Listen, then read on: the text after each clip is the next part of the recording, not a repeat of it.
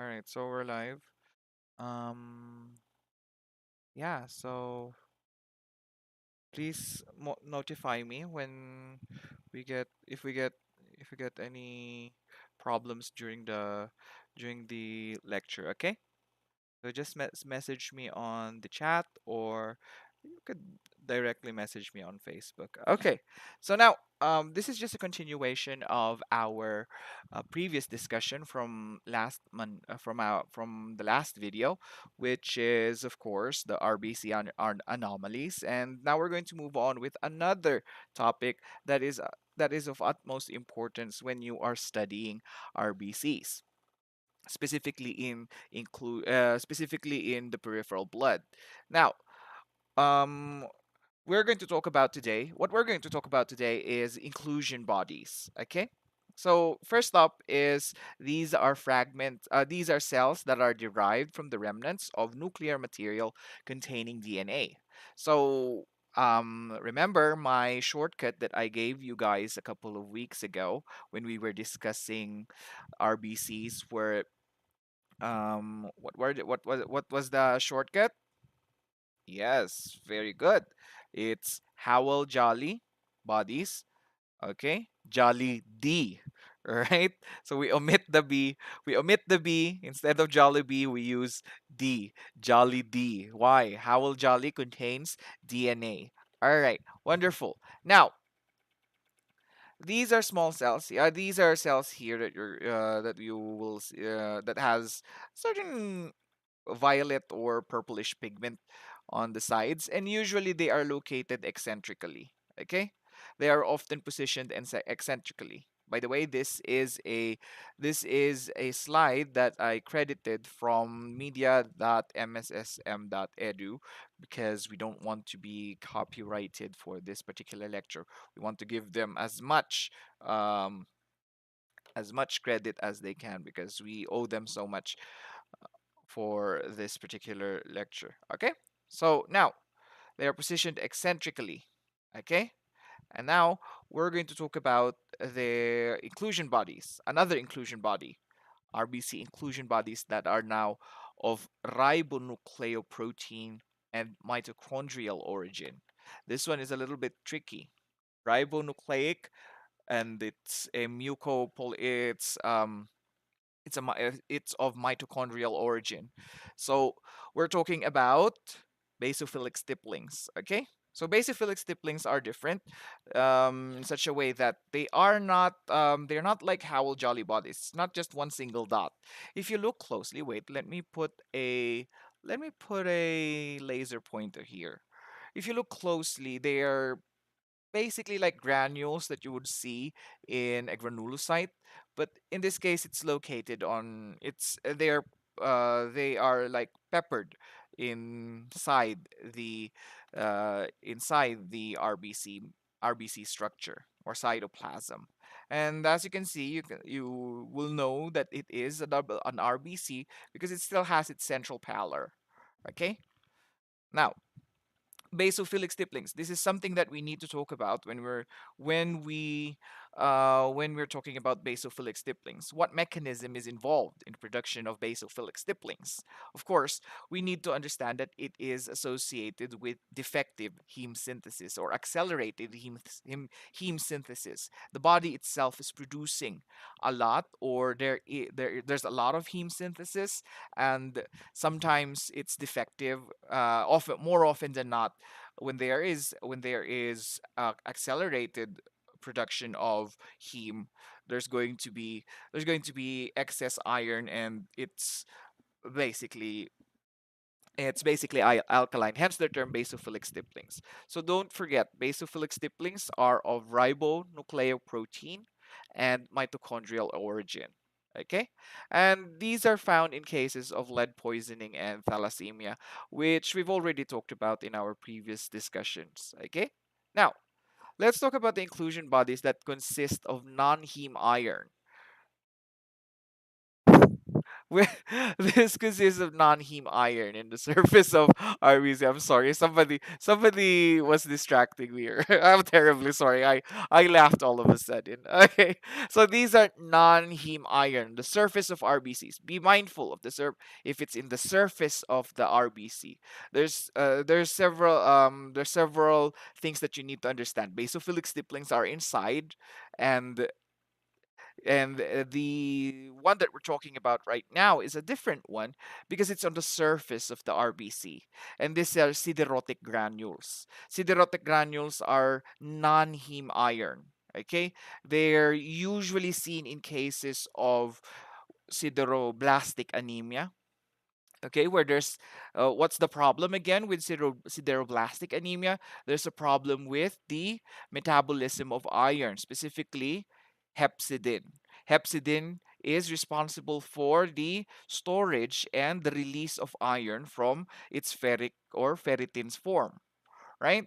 And if there is sideroblastic anemia, there's a lot of iron stored. However, this iron remains only in the storage form and does not go out because hepcidin is blocked. Okay, you can see here that the extreme difference, stark difference rather, between basophilic stipplings and siderotic granules. They're darker in color, and you can use a specific stain for them. You can use pearl Prussian blue, as indicated here by the bluish colored granules. Okay? All right. Now, confirmatory test. Well, basically, we're going to use pearl Prussian blue. What does pearl Prussian blue stain? It stains the iron content of a particular cell. If there's a lot of iron, it will stain it blue. If there's not a lot of iron, it's not going to stain it quite brightly. Okay? Now, how do we differentiate a siderocyte from a sideroblast? Because these two terms can be a bit confusing for some students. A siderocyte is a mature RBC with siderotic granules, okay? Hence the term cyte. And sideroblast is an immature RBC with siderotic granules. Okay? All right. So immature RBC. Look at the terms properly, carefully. Cyte obviously means that the cell is what? Is mature, has reached its last stage. So it is a mature RBC. Okay? A sideroblast is something that is, or is a cell that is immature. Hence the term blast. Okay? So it's younger. It's more or less younger or older. Now, another term for sideroblastic or siderotic granules is, of course, what you call Pappenheimer bodies. Okay, so you might be confused. Are they the same thing? Are they different? It's basically the same thing. But the main difference between siderotic granules and and Pappenheimer bodies is that Pappenheimer bodies are usually visualized in right stain smears. Okay, so they're usually stained in right stain smears. That's the main difference. Okay, siderotic granules can usually be seen in patients who, in slides that are stained with pearl Prussian blue and right stain, but Pappenheimer bodies can only be identified. It's a matter of historical discovery. Honestly, nomenclature wise, it's based on historical discovery of the cell of the inclusion bodies. Now, aside from sideroblastic anemia, what other disease or disorder can we attribute Pappenheimer bodies to be present in the peripheral blood? Obviously, we have what we call hemochromatosis. Okay, hemochromatosis is a fancy word for iron overload. Basically, your body is having a lot of iron circulate. It has a lot of iron circulating in the plasma, and it goes to a lot of places, not just the RBCs, but also in the cells. Okay, so that's the main difference between. That's another condition that you must be mindful of. Okay. Now, let's move on. Let's move on to the next slide. Um, these are inclusion bodies that contain arginine-rich histones and non-heme iron. Arginine-rich histones. Histones are part of your chromosomes, correct? But they are not really, they're not really the genetic material, but they are really, but they are genetic material, but it doesn't emphasize here that it's made from DNA, right? So it must mean it's a different it must mean that it's a different RBC inclusion, and that is what we call habit rings. Okay, usually they would appear as microfilamentous structures, but more often than not, they're seen as figure of eight, as seen here. Again, this is attributed to American Society of Hematology. Okay, so thanks to those people for providing us with with slides, reference slides. Okay, so because of the rarity of these particular RBC inclusions, I don't have some of it in my archives, in our laboratory archives in the hospital. Now let's talk about color of RBCs, alteration of color of RBCs. We have two terms um, to note later, but the alteration of color of red blood cells is scientifically known or medically known as anisochromasia or anisochromia. Okay, so we have poikilocytosis, anisocytosis. Okay, now this time we have anisochromasia or anisochromia, if you want to shorten it. Now, the term used to denote low-level hemoglobin content is hypochromia. Okay, hypochromia. This is a slide that is from medlabs.net. Okay, look closely at the cells. How can you differentiate these? What's the difference between this particular blood picture from normal blood pictures? I'll give you guys a couple of seconds or a couple of minutes to think about it. It's it's what? Don't worry, my timer is still happening. You can comment it. Anyway, we're on YouTube. You can comment it or you can just type it on the live chat. What? Uh-huh. Wait, 30 seconds. All right. Okay, so we'll see. We'll see your answers when you see this video. Okay. So the difference is the central pallor. Look at the central pallor.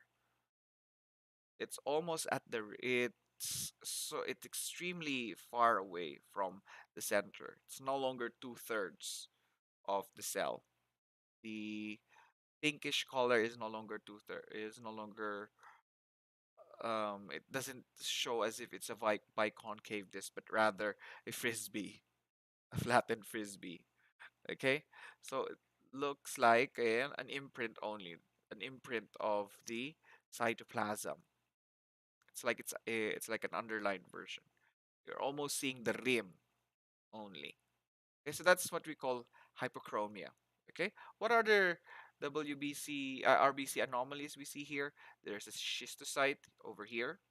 There's an elliptocyte over here. All right, and most of them are microcytes. How do I know they're microcytes? They're small. Okay, so anisocytosis. All right, so that's hypochromia for you. Now let's talk about nucleated RBCs that has a bluish orange tinge in the peripheral blood smear. This is what we call polychromatophilia. Okay, when you see cells that oftentimes have a different color scheme as opposed to the norm of your cells, you will need to understand that this is what we call polychromatophilia. Okay, so that's polychromatophilia. Now, a polychromatophilic RBC is basically larger than a normal RBC. Okay, and it has a blue, as I mentioned before, it has a bluish orange tinge. And as you can see also the slide I provided, this is from American Society of, this is provided to us by the American Society of Hematology.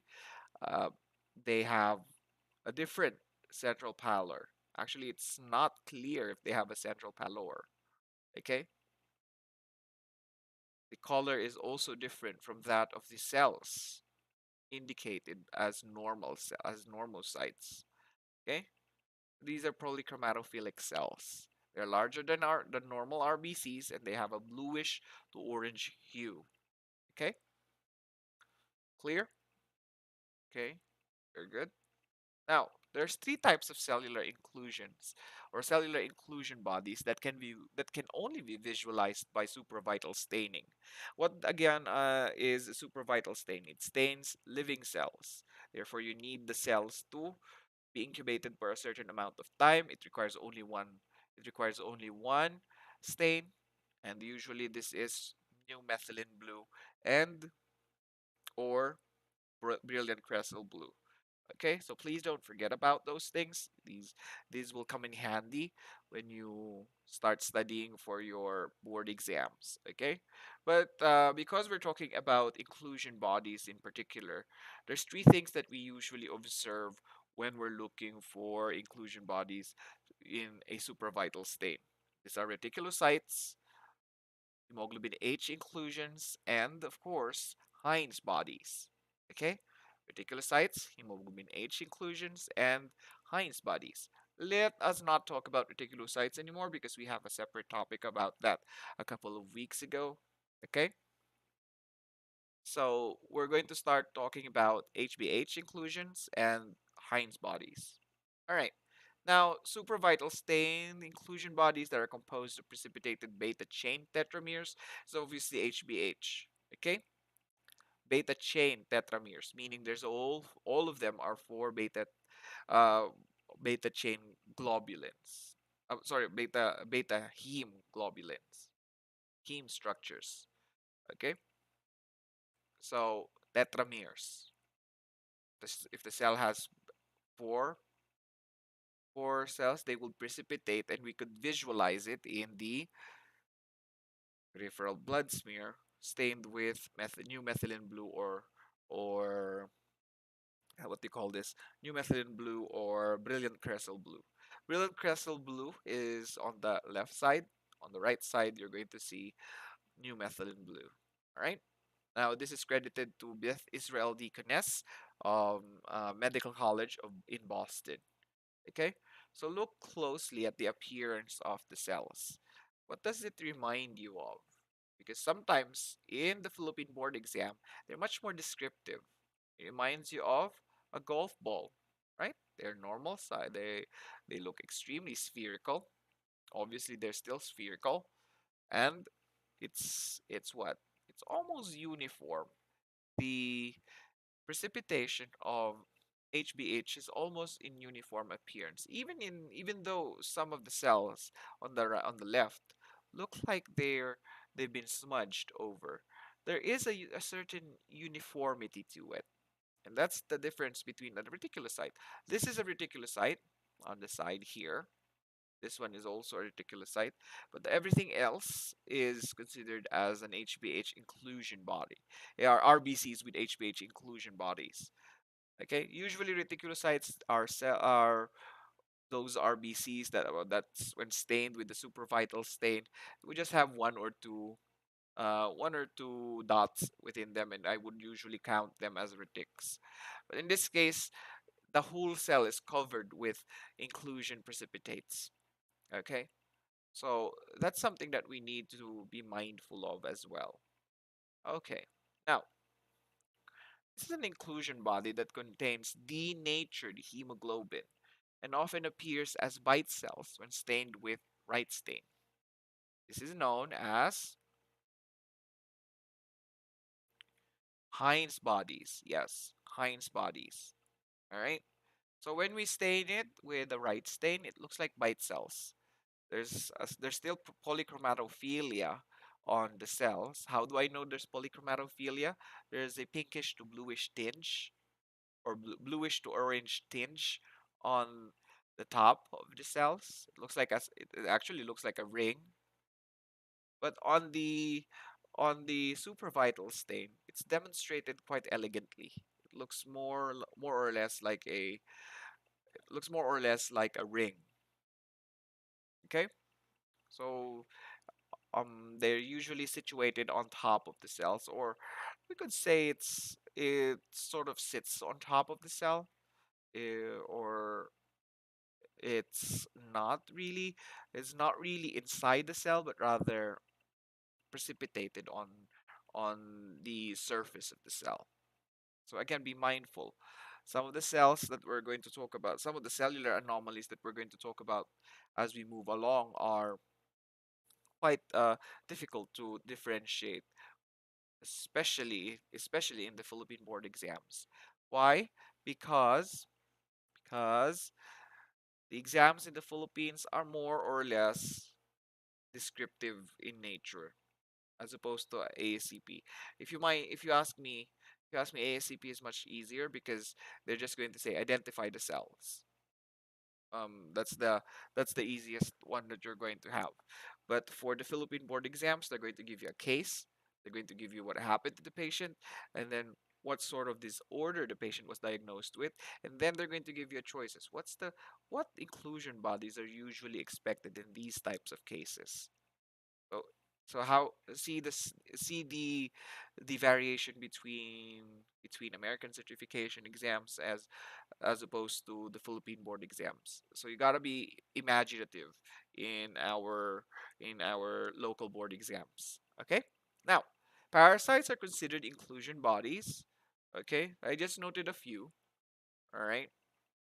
Um, I would reserve the explanation to your parasitology lecturers. I don't want to stand in their limelight. Okay, so parasites are still considered as inclusion bodies, and actually, in in clinical practice, they are reported as critical values. When you see a parasite, immediately report it, or sorry, immediately redo the staining procedure, show it to the physician, and then inform the physician of your findings because it can result to a life and death situation. And the earlier parasites are seen, the faster therapy can be faster the therapy and management can be established for the patient's care. Okay? Now we're going to talk about a couple of them. Okay, a couple of parasites. Here, this one is from ResearchGate. On the right side, you're going to see a gametocyte. Okay? On the left side is the ring form, trophozoite forms. Okay, so gametocytes, trophozoites form. Okay, you'll see ring forms. This is for Plasmodium falciparum. Okay, for the other ones that I will leave the differentiation for you. Why did I choose falciparum, sir? Why did I choose falciparum? Because in the board examination as well as in your ASCP certification examinations, usually the case that they would present to students is more or less 90% of the time it's going to be Plasmodium falciparum. So just for your information, 90% of the time. Okay. Now, another one is Babesia microti. It has also a gametocyte stage as as well as a trophic stage. The gametocytes look like ring forms of Plasmodium falciparum, but look at the difference between them. Look at the ring forms. They're brightly staining, okay, and they don't have a special structure inside. What's the special structure? They're not vacuolated, okay. So Plasmodium falciparum, they're not vacuolated, but for Babesia microti, you can see white tinges on the stained smear or the stained blood. There's vacuoles inside, okay. Now for the gametocyte form, you're going to see what we call a butterfly inside, okay, or the tetrad gametocyte structure. Usually they would appear as that. They would call it as butterfly inclusions in some books. Okay, so this is for Babesia microti. Okay, we also have Leishmania as well as Leishmania mastigotes, as well as but I wasn't able to include it here because I can't drag the pictures to the slideshow. But anyway, those are the parasites that we're going to talk about for today. Now, for our last topic, we're going to talk about WBC and platelet anomalies. How many minutes do we still have? Let me just check.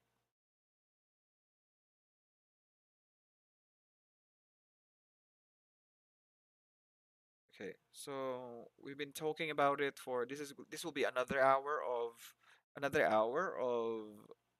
work, and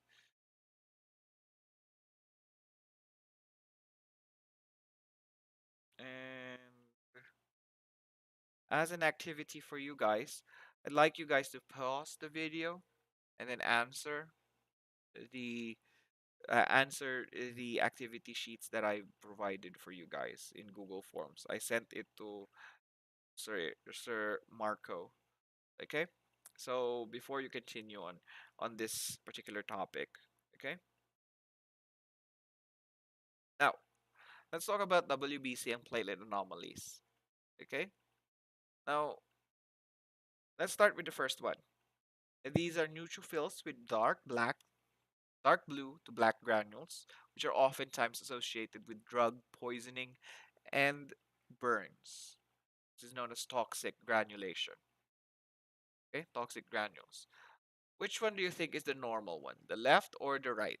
I am going to give you guys 5 minutes to gather your thoughts, and you'll see the answer after 5 minutes. 5 minutes starts. Hang on a sec.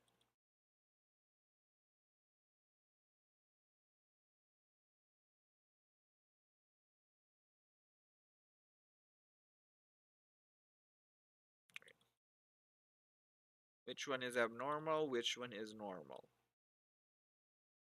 5 minutes on the clock now. Okay.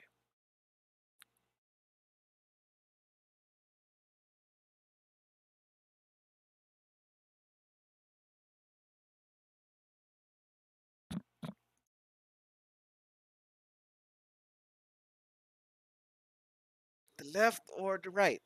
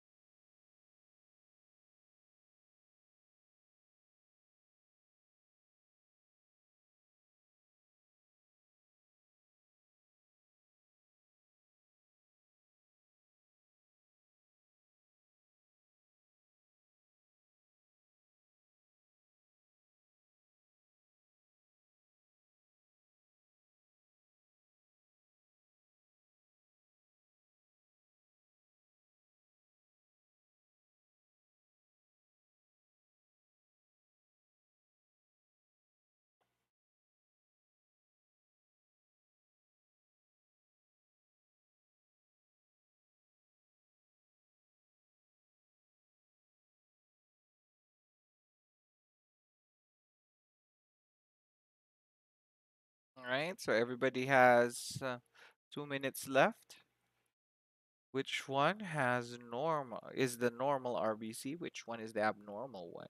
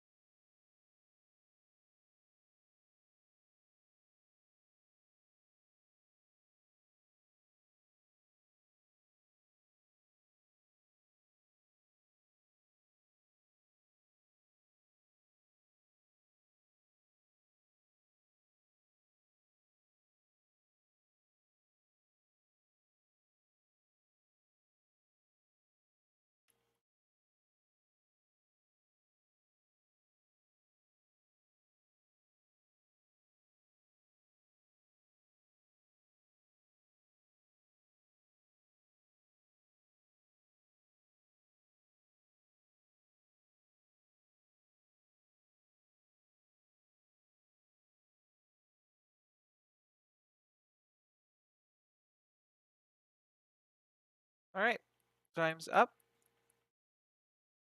Let's see what you guys answered. All right, now these granules are thought of as early research. These are granules thought of by early researchers. Okay, so this one is actually a question. This one is credited to the American Society of Hematology as well. Thank you so much for providing us with a picture to work with for our students. Now, as you can see, these were thought of earlier by by younger hematologists or by what we call the earlier researchers to be known as primary granules. But they found out because usually they would be found in septicemic cases. In this case, this is a segmenter. This isn't a segmenter. This is a staph cell. How do I know? There's no lobulation, right?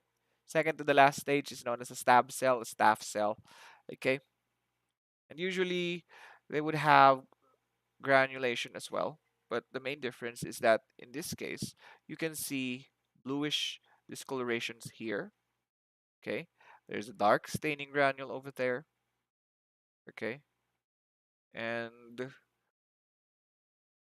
and most of the time this would come out from patients who are, or this would be seen in patients who are suffering from poisoning, chronic infections as well as burns.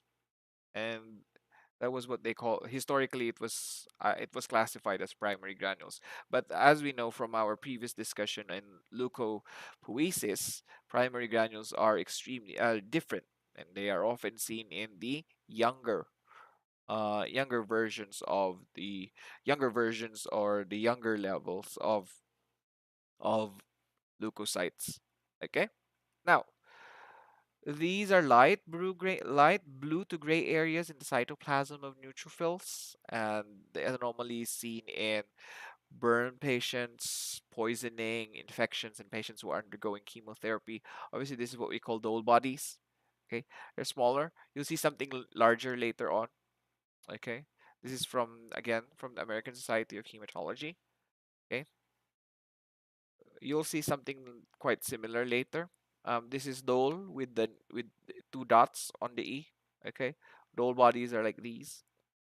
All right, and next mechanism that brings about the production of dole bodies is, of course, represents failure of the cytoplasm to mature. What do we mean by failure of the cytoplasm to mature? These are basically, um, again, granules that fail to transition to secondary granules. So primary granules that fail to transition to secondary granules. This is what happens, and this is the reason why you'll have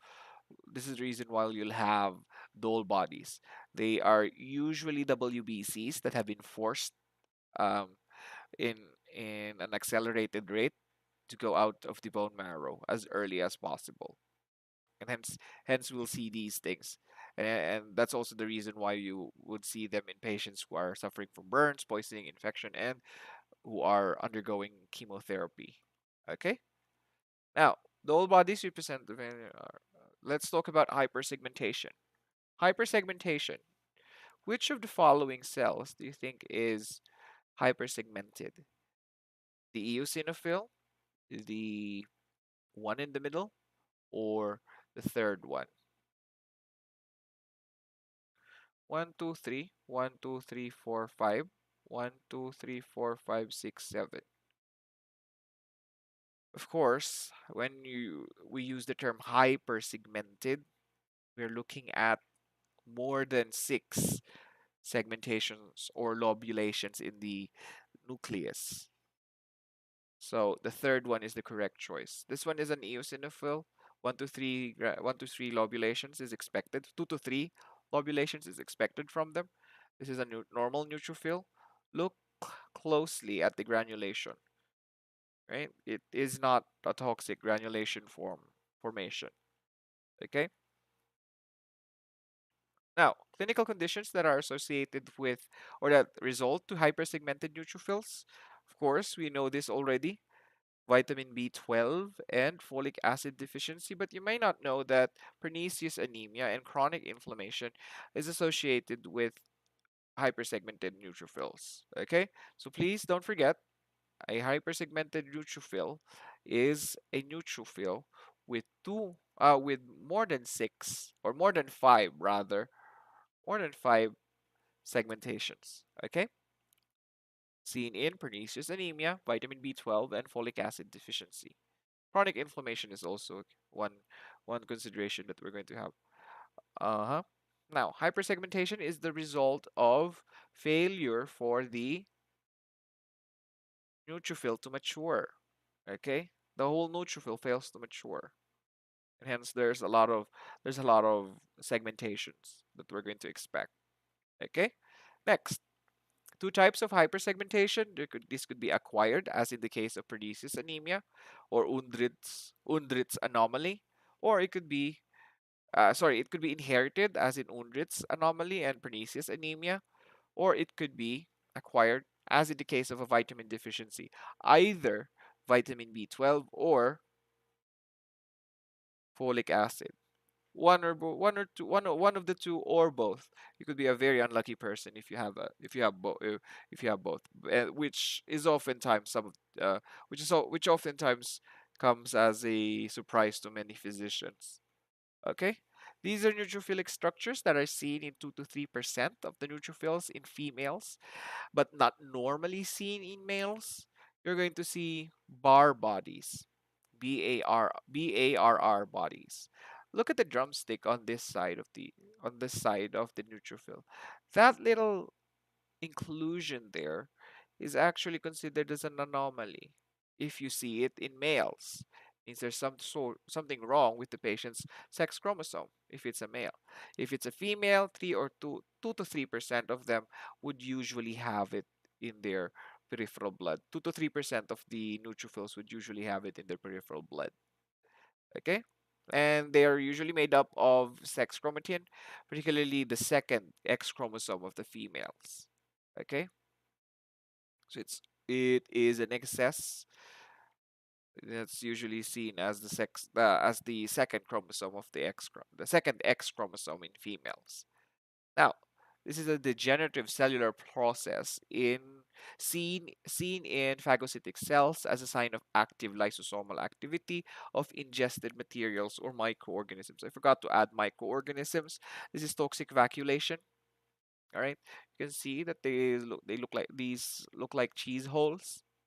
Okay, whiteness means that it wasn't stained perfectly on these parts because it already formed vacuoles. This indicates lysosomal activity, toxic vacuoles. The most common cause of toxic vacuolation is, of course, sepsis, okay, or septicemia. Now, let's look at the failure of neutrophils to segment normally. This is seen in Pelger-Hewitt anomaly.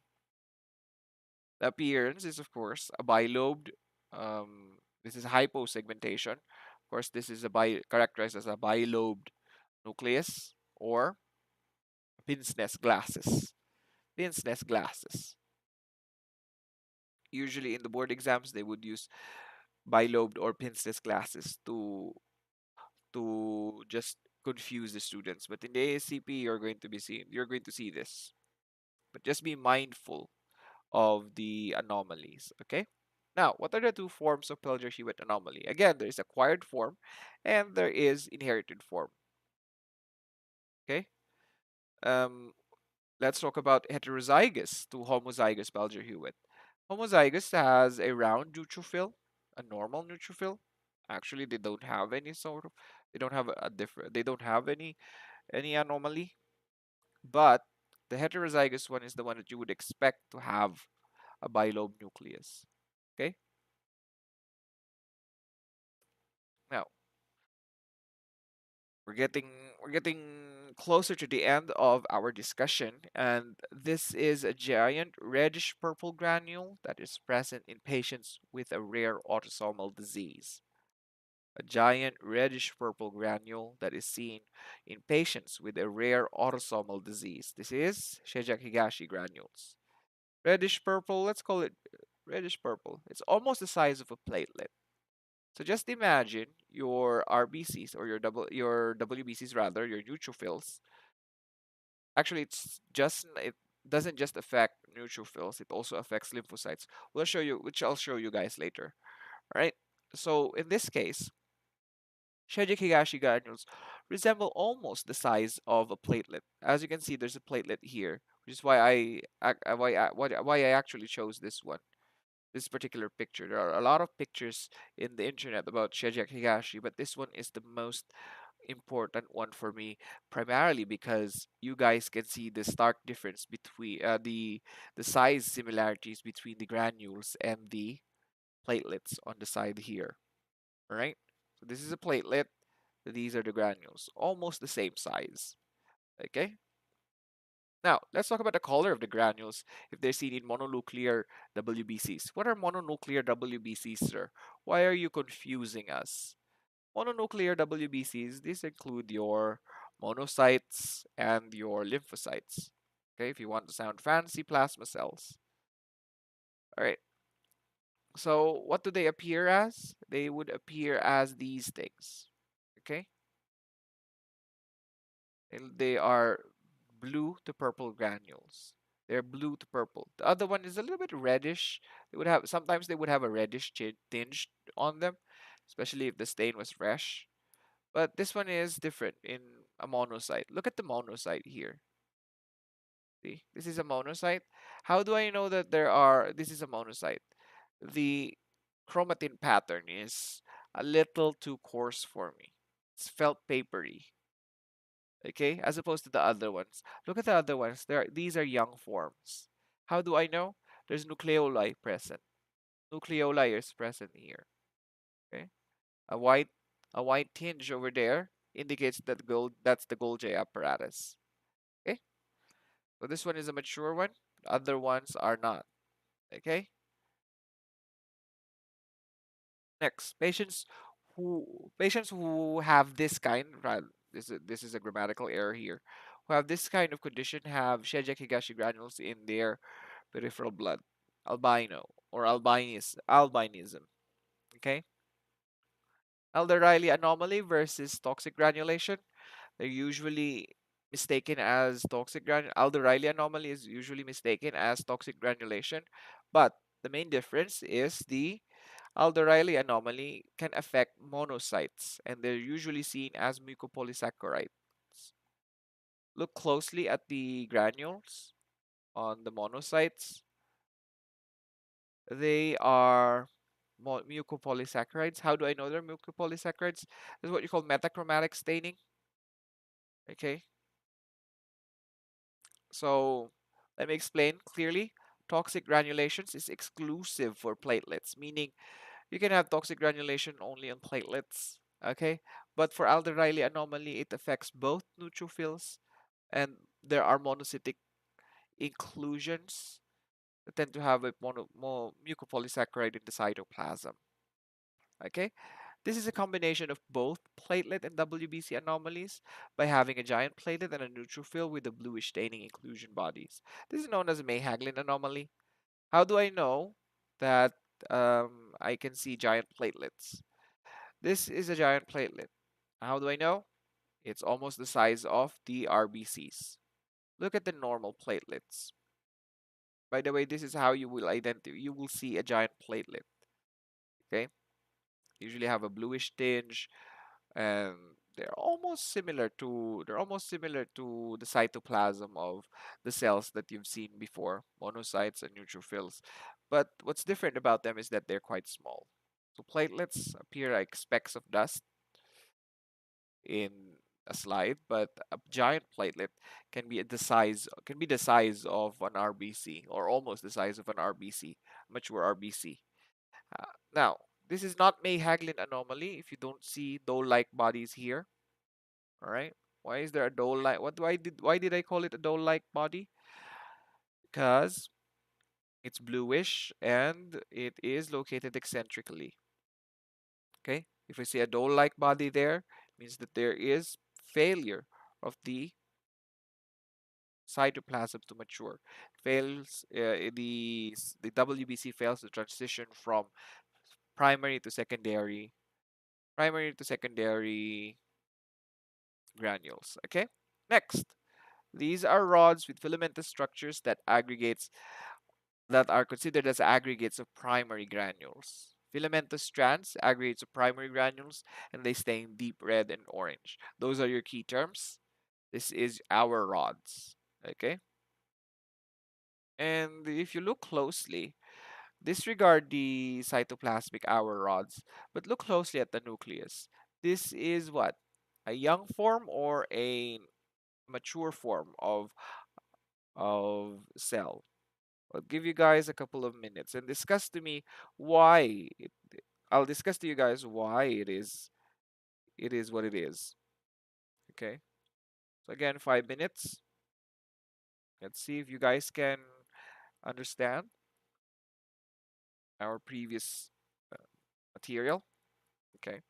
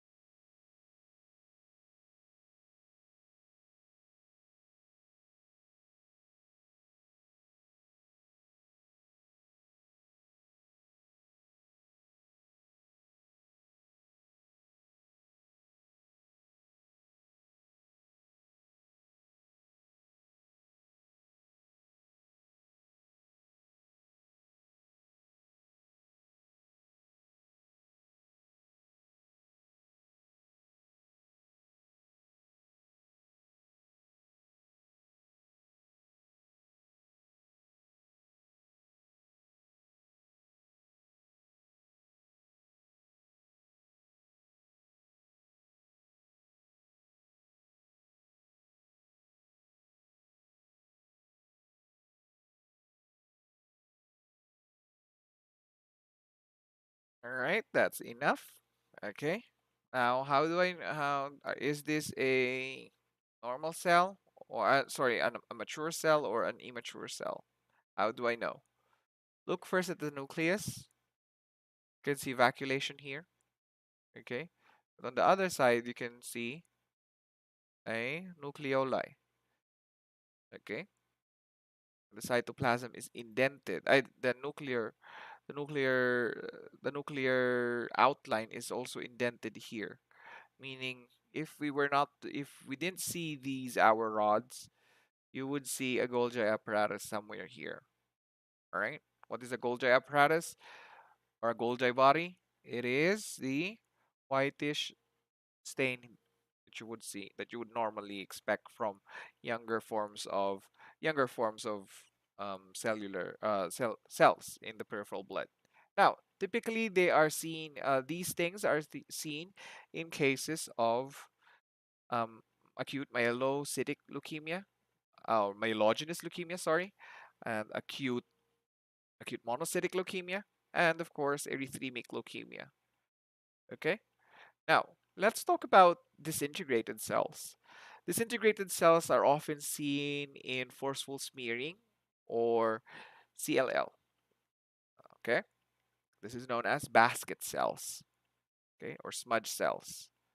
You will talk about that later when we move to the topic of our WBCs. Sorry, leukemia. Okay, which would be an interesting topic, I suppose.